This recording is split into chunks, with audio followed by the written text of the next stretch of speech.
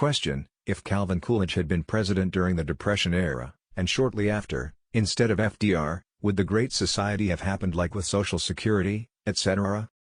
The major problems with this scenario are: Calvin Coolidge was a very ill man when he was in the White House. He had heart problems which were hidden from the public, and he died a little over 3 years after he left office at age 60.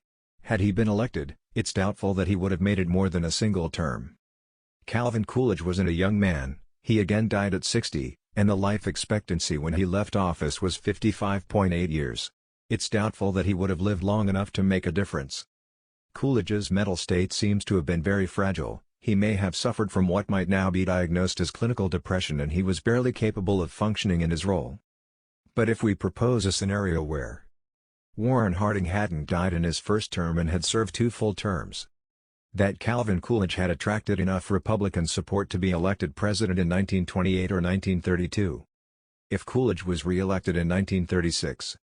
If the Great Depression had still occurred in the manner that it did in our iteration, then it's likely that Coolidge would have flopped under pressure and failed to lift the United States from the Depression. Silent Cal was a fairly mediocre POTUS. He did little to make the United States a greater power in the world. He backed the racist policies of the era, and he largely allowed business to dictate economic policies. In fact, if he had remained alive, he almost certainly would have received a lion's share of the blame for his inactions that led to the Great Depression occurring.